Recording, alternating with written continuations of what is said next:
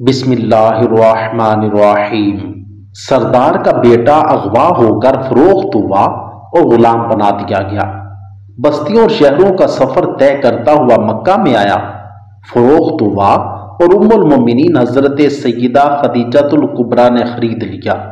اب وہ ام المومنین حضرت خدیجہ کا غلام بن چکا تھا۔ سیدہ خدیجہ الکبریٰ نے اپنے غلام کا ہاتھ سرور کونین حضرت محمد مصطفیٰ صلی اللہ علیہ وآلہ وسلم کے ہاتھ میں دے دیا۔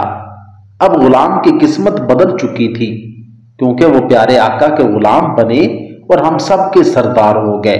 بہت دن گزرے تو باپ کو معلوم ہوا کہ میرا پیارا بیٹا مکہ میں ایک شخص کا غلام بن چکا ہے۔ اپنے قبیلے کے کچھ بااثر افراد یعنی قبیلے کے کچھ سیانوں کو لے کر نکلے اور کچھ مال و دولت ہمراہ لیا کہ اپنے بیٹے کو مال و دولت دے کر واپس لے آؤں گا۔ وہاں پہنچے تو بیٹے کو گلے مل کر خوب روئے۔ بیٹے نے بھی برسوں کی جدائیاں برداشت کی تھی، سو خون سے خون ملا تو جدائیوں کے ملال سے ابل پڑا اور آنکھوں کے راستے بہہ نکلا۔ جب کچھ دیر میں فرقتوں کو قرار آیا، دل سنبھلا اور آنکھوں کی برسات رک گئی تو بیٹے کو کہا کہ میں تمہیں لینے کے لیے آیا ہوں۔ تو وہی بیٹا جو ابھی بلک بلک کے رویا تھا، اس نے صاف انکار کر دیا۔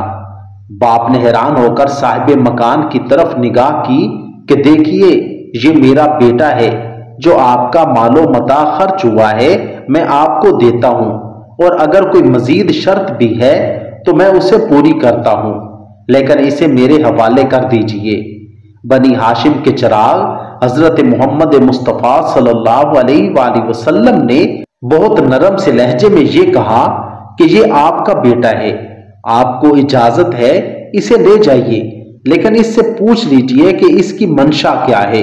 حارث پھر اپنے بیٹے کی طرف متوجہ ہوا اور دوبارہ پوچھا تو وہی جواب تھا کہ میں جناب محمد مصطفیٰ کے ساتھ رہوں گا۔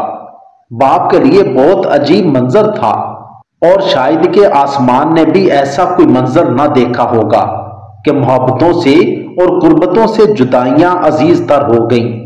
کیا سبب ہوا؟ ایسا کیوں ہوا؟ اب پیارے محمد کا ساتھ تھا، رحمتوں کا نزول شب و روز ہوتا، محبت یوں بانٹی جاتی کہ اجداد کی محبتیں کہیں دور پیچھے رہ جاتی۔ سو زید نے بھی یہ کہا اور اپنا چہرہ باپ کے چہرے سے موڑ لیا کہ سب کچھ خدا سے مانگ لیا تجھ کو مانگ کر، اٹھتے نہیں ہیں ہاتھ میرے اس دعا کے بعد۔ باپ اپنے قبیلے کو واپس پلٹا، آنکھوں میں آنسو اور زبان پر دعائیں کہ بیٹا جہاں رہنا خوش رہنا۔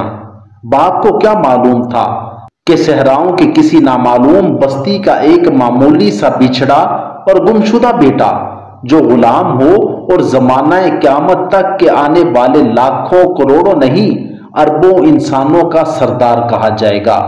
ہاں، زید ہمارے سردار ہیں۔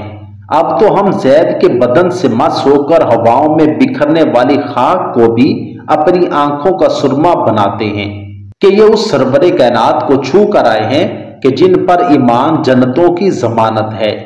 یہ وہ زید تھے جو ہمارے رسول کریم صلی اللہ علیہ وآلہ وسلم کی محبت تھی، جن کو رسول نے اپنی شناخت دی، جنہیں زید بن محمد کہا گیا، جن کو اپنا بیٹا بنایا اور ان کے بیٹے اسامہ کو بھی اپنی محبت بنایا۔ زید وہ جس نے اپنا خاندان چھوڑا، وہ کیوں کر پیچھے رہتے، سو اولین مسلمانوں میں سے ہوئے۔ ان چار حضرات کے مسلمان ہونے کے بعد رسول مکرم و معظم نے دعوت دین کا دائرہ وسیع کرنا شروع کیا اور فردن فردن مکے کے صالح تباہ افراد کو اسلام کی دعوت دینا شروع کی، لیکن یہ سب کچھ بہت کھلے طور پر نہیں ہو رہا تھا، بلکہ خفیہ دعوت کا کام جاری تھا۔ اللہ تعالی ہمیں سچے دل سے صحابہ و اہل بیت اطہار سے حضور والی سچی محبت عطا فرمائے۔ آمین ثم آمین۔